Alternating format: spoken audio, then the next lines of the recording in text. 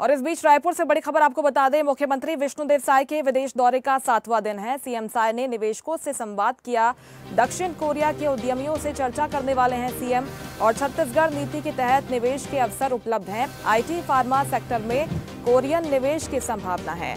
और इस खबर पर ज्यादा जानकारी के साथ रायपुर से संवाददाता हिमांशु पटेल फोन लाइन पर हमारे साथ जुड़ गए हैं। हिमांशु, अभी तक जितने भी निवेशकों से मुख्यमंत्री ने संवाद किया है, बातचीत की है, कहीं ना कहीं सफल उनकी बातचीत रही है, क्योंकि भरोसा निवेशकों की ओर से जताया जा रहा है।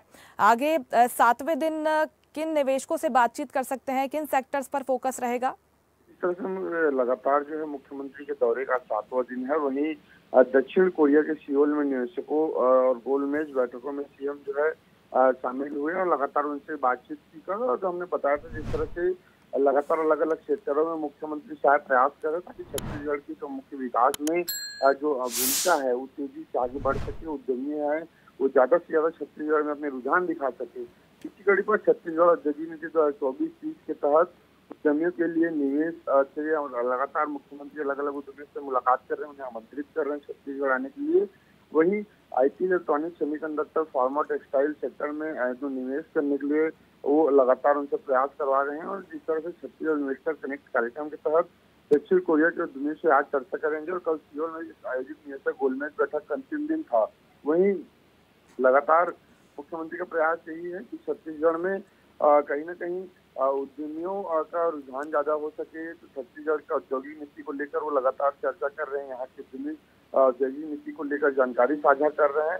तो प्रयास यही किया जा रहा है कि छत्तीसगढ़ में ज्यादा से ज्यादा उद्यमी है वो कोरिया, जापान से आकर छत्तीसगढ़ में अपना रुझान दिखा सके। और यहाँ की रोजगार स्थापित करने के बाद जिस तरह से अगर कोई फैक्ट्री या प्लांट यहाँ पर स्थापित किया जाता है तो इसका लाभ छत्तीसगढ़ की जनता को, छत्तीसगढ़ के बेरोजगार युवाओं को और छत्तीसगढ़ के तमाम जो लोगों को इसका फायदा होगा। तो सीधा सीधा प्रयास यही है कि छत्तीसगढ़ में ज्यादा से ज्यादा उद्यमियों को कैसे यहाँ पर आमंत्रित किया जा सके, एमओयू कैसे किया जा सके, ताकि जो तमाम जो चीजें हैं जो स्थापित करने को लेकर वो चीजें आसान हो सके। तो मुख्यमंत्री के दौरा छत्तीसगढ़ के लिए, छत्तीसगढ़ के विकास के लिए काफी अहम माना जा रहा है।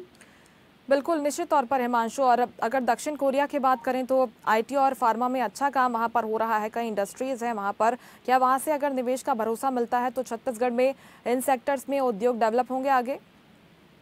निश्चित तौर पर जिस तरह से आईटी और इलेक्ट्रिकल क्षेत्रों पे लगातार जो मुख्यमंत्री का प्रयास यही रहा है। जिस तरह से हमने देखा जापान में वो एआई हब सिटी के तमाम अलग अलग जो इन्वेस्टर मीट के दौरान देखा कि कैसे वो जापान में टेक्नोलॉजी के मामले पे काफी हब माना जाता है जापान को। तो उसी कड़ी पर जो है IT, electronic, semiconductor, pharma, textile sector में निवेश करने के लिए जिस तरह से कोरिया में प्रयास यही किए हैं ताकि ज्यादा से ज्यादा छत्तीसगढ़ पहुंच सके, छत्तीसगढ़ में आ सके।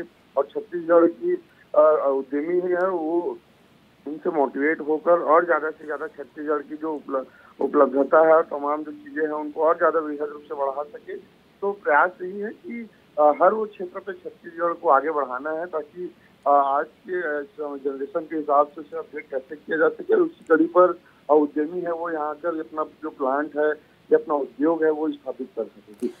बिल्कुल, हर उस क्षेत्र में जिसमें छत्तीसगढ़ में संभावना है निवेशकों तक उस बात को पहुंचाना है ताकि प्रदेश में रोजगार बढ़े, उद्यम बढ़े। फिलहाल बहुत शुक्रिया हिमांशु आपका तमाम जानकारी। लेटेस्ट खबरों के लिए लाइक, फॉलो और यूट्यूब पर सब्सक्राइब करें, बेल आइकन दबाएं, साथ ही विजिट करें swedishlive.com पर।